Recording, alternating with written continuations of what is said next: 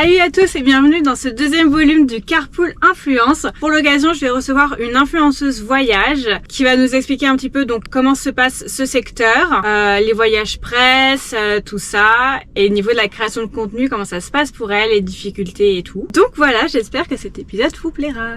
Et nous voici avec Ophélie, Limitless Secret. Hello, donc moi c'est Ophélie, Limitless Secret sur Instagram et les réseaux sociaux. Donc je suis photographe, blogueuse et créatrice de contenu dans le domaine du voyage et aussi sur Paris. Partager les bons plans, les beaux endroits à photographier, les bons endroits pour manger. Une vraie foodie. Ouais, j'adore manger. En fait, en quoi ça consiste à t'apporter papaye fermé? Ce qui est pas mal. Donc, on va commencer en fait par du coup expliquer qu'est-ce que c'est une créatrice de contenu qui est spécialisée dans le voyage, comment ça se passe, qu'est-ce qui va être différent par exemple de quelqu'un qui fait juste de la mode, de la beauté. Donc, ma spécialité c'est que j'adore partager des beaux endroits à Paris et dans le monde, donc c'est sur ça, sur la partie voyage. Et en général, je me mets en scène dans la photo, au milieu d'un beau paysage ou devant un monument important ou devant un endroit qui est joli. L'intérêt, c'est de créer des images en fait qui vont faire rêver les gens, les inciter à voyager en fait dans cette destination.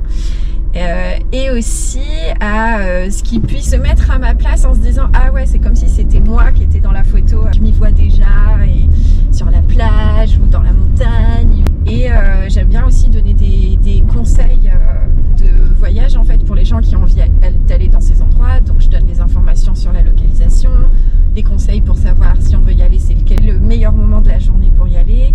Et voilà. Et donc du coup, créateur de contenu voyage, influenceur voyage, va souvent avoir un blog ou c'est pas forcément? Pas forcément, mais moi je trouve que c'est une bonne combinaison en fait, parce que sur la partie réseaux sociaux, on n'a pas énormément de place pour du texte et c'est pas ce que les gens recherchent. En fait, on va vraiment être sur quelque chose qui va être de visuel, avec soit de l'image, soit sur la vidéo. Et l'intérêt d'avoir un blog à côté, c'est que justement on peut rajouter énormément de conseils, ça va être plus facile en fait parce qu'on a la place pour s'exprimer et pour expliquer des choses beaucoup plus en détail que le réseau social en tant que tel. Et donc en général, les partenariats rémunérés que tu vas avoir, ça va être par exemple avec des offices de tourisme ou des choses comme ça? Ouais, donc ça peut être soit travailler avec des offices du tourisme qui vont me contacter pour voyager dans la destination qu'ils gèrent et pour la promouvoir justement, la faire connaître à plus de monde. Ça peut être aussi éventuellement avec des hôtels qui sont moins connus et qui ont envie justement d'avoir soit cette présence sur les réseaux sociaux et cette visibilité, ou alors ça peut être pour de la création de contenu pur. Ça aussi, ça arrive assez souvent, c'est-à-dire que t'es pas obligé de toi poster, mais comme en tant que photographe, tu proposes tes services. Voilà, ouais, tu peux aussi proposer tes services pour faire de la création de contenu, donc de l'image ou de la vidéo, pour une destination ou un hôtel ou des marques en fait plus au sens large, puisque je travaille aussi avec des marques. Ça peut être des marques de mode, ça peut être des applications dans le domaine du voyage ou dans d'autres domaines qui se lancent et qui ont envie d'avoir plus de visibilité. On va se mettre une petite chanson pour l'occasion. Ouais.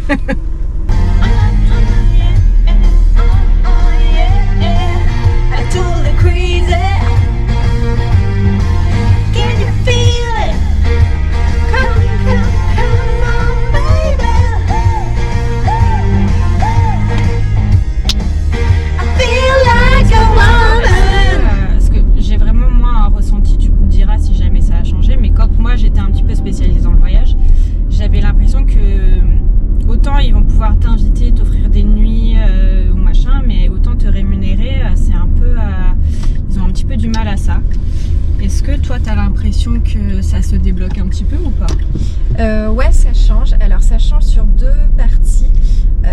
La première partie, c'est plus toi en tant que créateur de contenu, tu es légitime, donc c'est-à-dire que la qualité de ton travail est là et elle est reconnue et visible sur les réseaux, et tu as aussi l'importance de de ton following, que le nombre de followers que tu as est important, plus tu as cette assise, on va dire, en termes de légitimité, et plus tu vas avoir des partenaires dans le domaine du voyage qui vont être prêts à payer. Ouais. Ce qui n'est pas forcément le cas quand ton compte est plus petit et que ta notoriété est moins grande, moins reconnue. Donc ça, c'est la première chose. La deuxième chose sur laquelle ça évolue, c'est qu'aujourd'hui, les marques en général commencent à prendre conscience de l'intérêt de travailler avec les influenceurs. C'est vrai qu'on a beaucoup d'atouts d'atouts en fait dans nos mains en tant qu'influenceur. On est une agence à nous tout seuls en fait, puisqu'on va proposer des services de photographie, de vidéographie, de communication sur les réseaux sociaux, de direction artistique, en fait on est le modèle, le photographe, le directeur artistique. Ouais, c'est ça, t'es genre 10 métiers en un quoi. Voilà, c'est ça. Bon, on est nombreux quand même à avoir une très bonne assise sur nos capacités de photos et de vidéos. Et, surtout dans le voyage. Ouais. Et donc travailler avec nous, finalement, c'est un super compromis parce que on peut avoir tout en un avec une prestation à un moment donné. Donc ça, il y en a quand même beaucoup plus de sociétés aujourd'hui qui le prennent en compte. Et ça, c'est vraiment top. Et après aussi, c'est vrai qu'on peut quand même voir qu'il y a des différences entre les pays. Il y a des endroits dans le monde, notamment on va dire les États-Unis, mais eux ils ont vraiment, ils sont encore plus en avance en fait sur la. Ah ouais, eux ils ont capté le truc. Hein. Voilà, ouais, eux en fait ils ont conscience de la valeur du travail du créateur de contenu et donc ils sont prêts à la rémunérer. En fonction du travail qui est fourni, il y a une vraie valorisation du travail. Et donc voilà, ça commence à se développer un peu ailleurs à la suite de ça. Mais c'est vrai que les États-Unis sont vraiment en avance là-dessus. Donc il y a, en tant qu'influenceur aux États-Unis, il y a quand même beaucoup plus de possibilités de créer du revenu, que ce soit dans la partie en général et surtout dans le domaine du voyage. Ah, ça s'y revient à la mode, celle-là.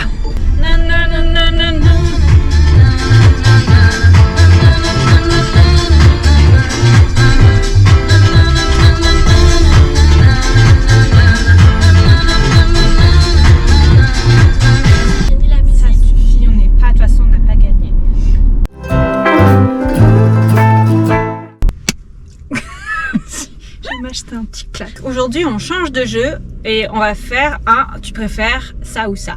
Voilà. Et on doit expliquer nos choix et il y a un pourcentage en fait de ceux qui sont le plus choisis. On va voir si nos choix vont avec ce qui est le plus choisi ou si on est chelou. Voilà. Est-ce que tu préfères monter un poney ou monter un cheval? Un poney. Oui. Enfin non, pauvre poney, si je monte dessus. Mais non. Tu sais, ça va refaire le drama de l'influenceuse, je sais pas si tu avais suivi Rémi Balder. Non. Qui est une influenceuse à plus size et en gros elle avait été dans un ranch et il avait dit bah tu peux pas monter sur les chevaux. Et donc t'as que des articles en mode genre cette influenceuse obèse à qui on a refusé à monter sur les chevaux a fait une polémique ou je sais pas quoi. En fait non, la nana elle a juste dit qu'ils l'ont traité comme de la merde. Genre si on lui dit tu peux pas monter sur un cheval, ça va, tu vois, elle va s'en remettre. Ouais. Mais la façon dont c'est dit, où c'est en mode genre grossophobe et tout, genre non. 76% des gens préfèrent monter un cheval quand même. Oui, mais tu vois, c'est juste une question de taille. Tu es non conformiste. Oui, moi je suis vraiment en dehors des règles. Je think outside the box. Un petit peu trop même. Alors, tu préfères boire du coca sans bulle ou manger des chips molles? Ah, c'est difficile parce que j'aime ni l'un ni l'autre. Déjà j'aime et j'aime pas les chips non plus. On va dire boire du coca sans bulle. Ouais, pareil. Ce serait tellement dégueulasse les chips molles. Ouais, pareil, 80%. Oui.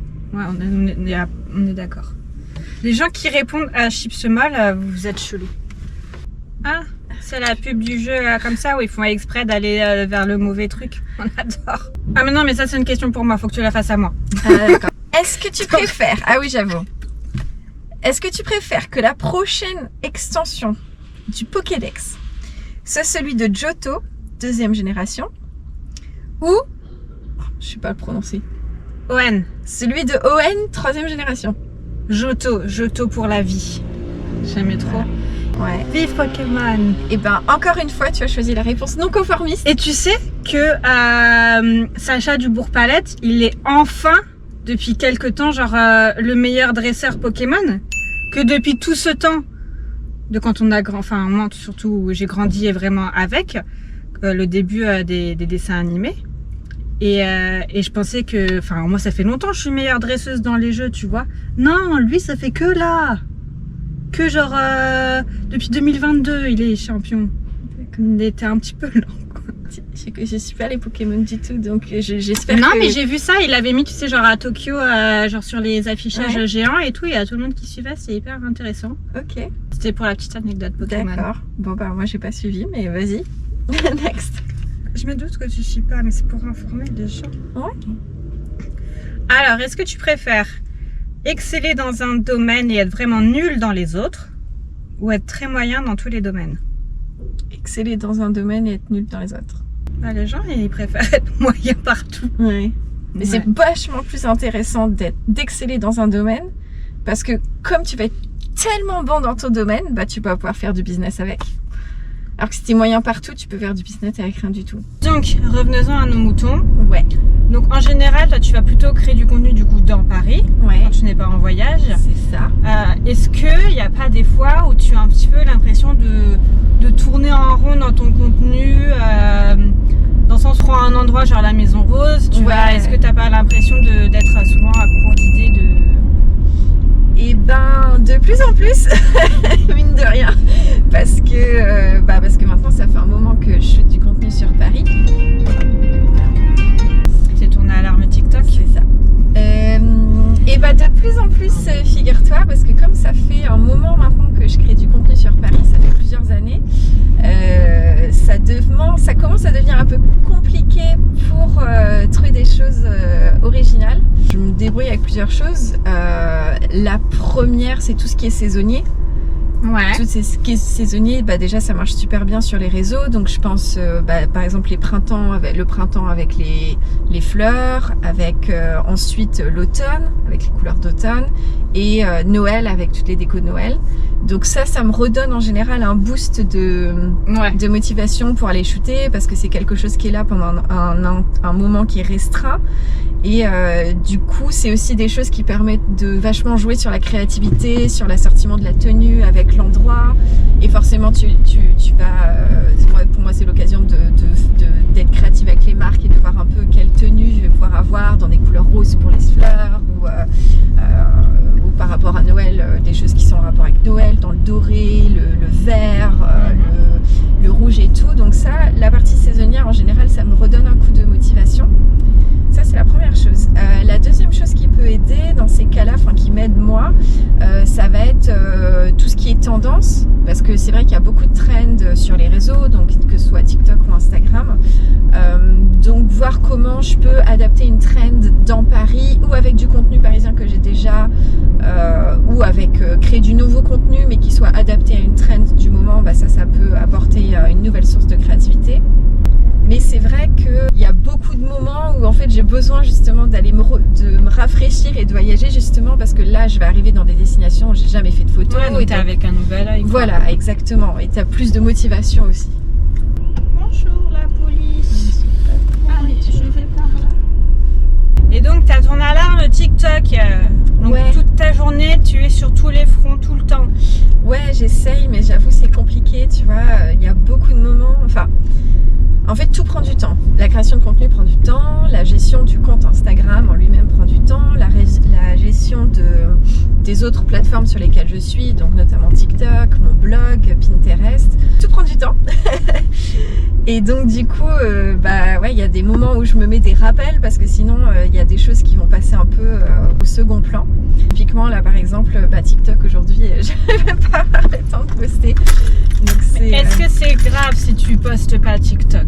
En fait c'est grave parce que, c'est grave, c'est pas foncièrement grave, c'est juste que du coup si je suis pas régulière sur le réseau, là je perds des abonnés.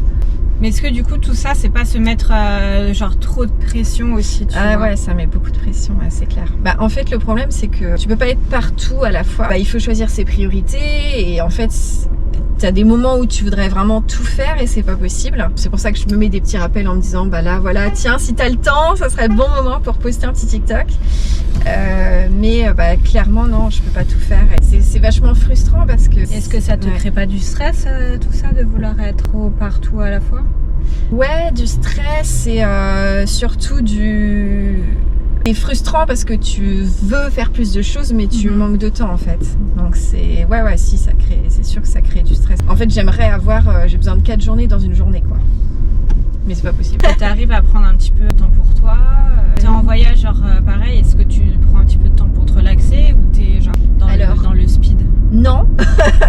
Quand je pars en voyage, j'ai toujours mon optique de création de contenu dans la tête. Donc à chaque fois que je vais dans un endroit, je réfléchis à comment je vais pouvoir documenter cet endroit pour l'apporter ensuite par derrière à mon audience. J'ai toujours dans la tête me dire est-ce que là je vais créer du contenu vidéo, est-ce que je vais créer du contenu photo, est-ce que ça sera pour mon Instagram, est-ce que ça sera pour le blog.